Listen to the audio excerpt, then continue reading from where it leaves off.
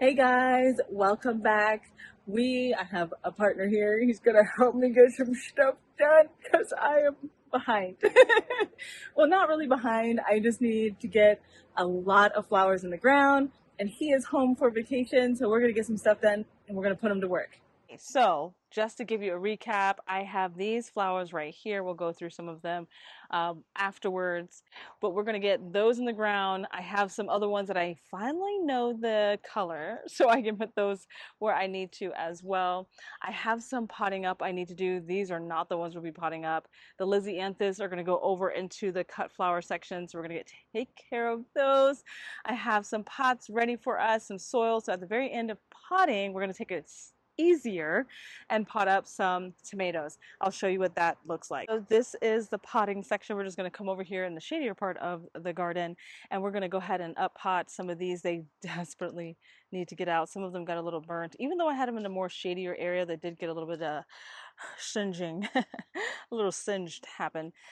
And then we have tons of tomatoes that are looking pretty crazy. Some peppers are looking amazing. We're just going to get everything potted up as much as my soil will allow me to because I don't have that much soil. But first, like I said, we're going to go ahead and get these tomatoes planted as well. Once we get everything planted, we'll go over each thing that I planted, and then we'll just take a look at everything at once. Ooh, the stalk is so big. Can you see this guy right here? He is totally having fun. And my, oh my gosh, look at this guy. He's hanging out in here too. Look. If you're squeamish, don't look. They're just everywhere. Worms might be on it. I was gonna put it over the compost. Okay. Now everything can breathe. Now where's the worm on this thing? Because it defoliated this whole thing.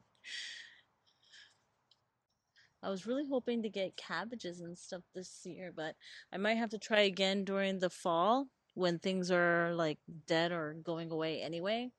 And these things like to be in cooler weather, but since we had a couple of we had really freezing cold temperatures, and then we got really hot temperatures. The last 4 or 5 days has been up in the 80s, and everything that's warm crops have like blew up, and then all the cold crops are bolting so fast. That one's gonna go right there, and then brandywine. It's gonna go on this side. My gosh, it's gonna be a windy, crazy day today. And then this one is gonna go over here. Woo! And then this one we'll put in. Oh, maybe I want it kind of central here. And then this one right here. I like that. I think that'll be good. I'm not digging them too far in, just enough to get the roots in there, but not too deep.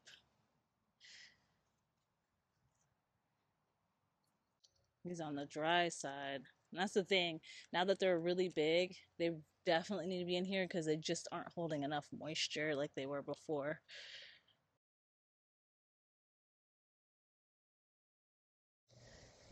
Woo! The wind, man. Okay.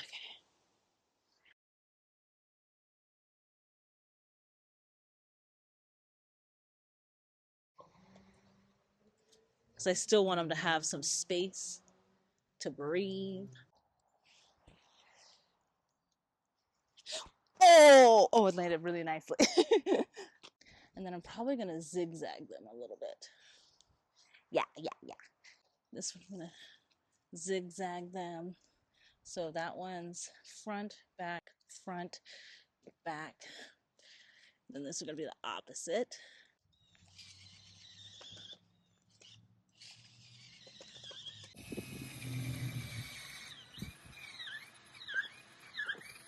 I'm still on my one, but I did have to stop a couple of times. I'm still on my second hole. I'm getting more of a workout. I'm burning more calories. They're gonna be super happy once I get them in the ground. If I can get them out the container.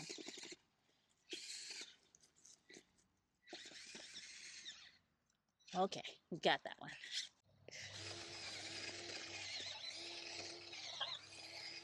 And I don't need them super deep because we're going to come back, put more soil and dirt and whatever else over top of them. So I'm not worried about them being like way deep.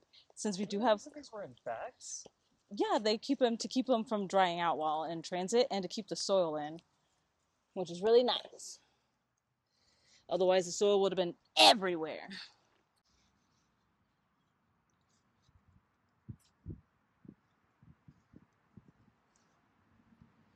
I like one like this. Yeah. Same. Okay. Nice.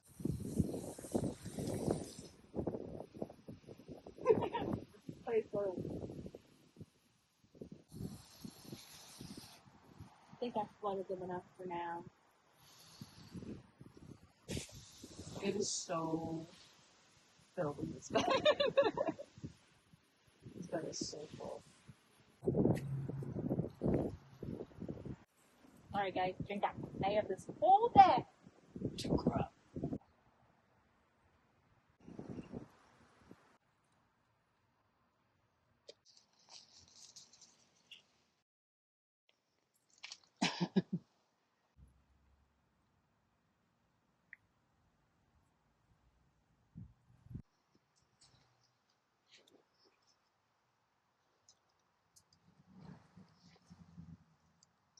Like even though I'm not in the sun, this feels really hot with the radiant heat off of here.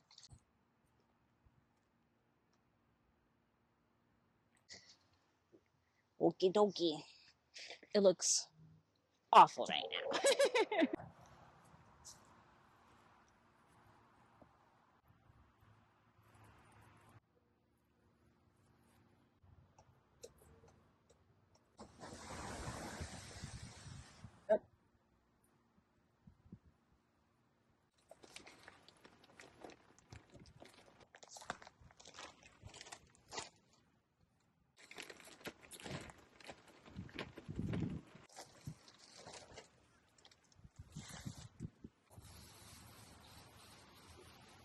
I have a little bit too much soil.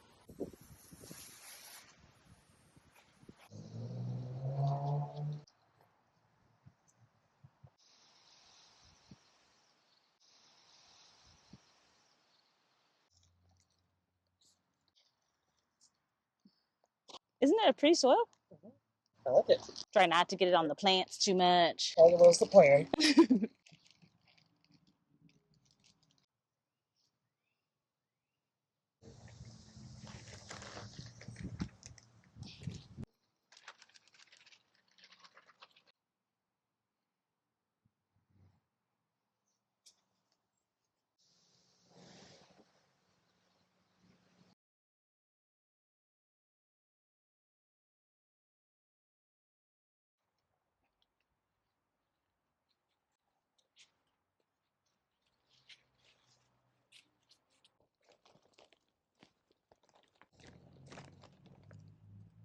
Paradise?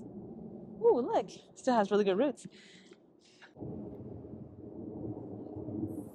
Go fast.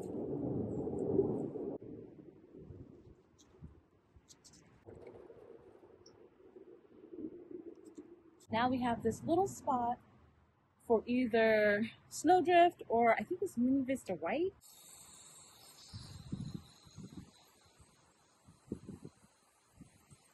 Just gonna fill it all up and then I'll go over what I'm gonna put in these pots after.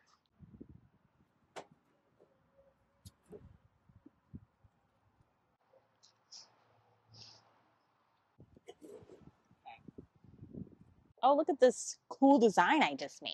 These are the reds. I'm just gonna put maybe one or two in the same cell. And you're gonna put them pretty deep. And then if you have to cut the lower leaves off, that's fine.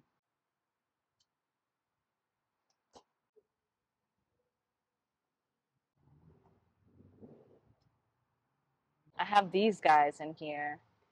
I don't know if I want to do anything with them. So then we have more Velociraptor. I got so many Velociraptors, it's ridiculous. Some of these smaller ones could probably just stay in here. Like just pull out the big ones. Yeah, like pull those out and leave these two guys in. Mine. Mine. And mine. They're drowned, man. Can you leave me alone, sir? Oh, it's the water, isn't it? You want the water. But yeah, so that looks pretty good, I think. Got everybody up potted. This will last them a little bit longer until they're ready to go out. I'll be able to put out the basil in a couple of days.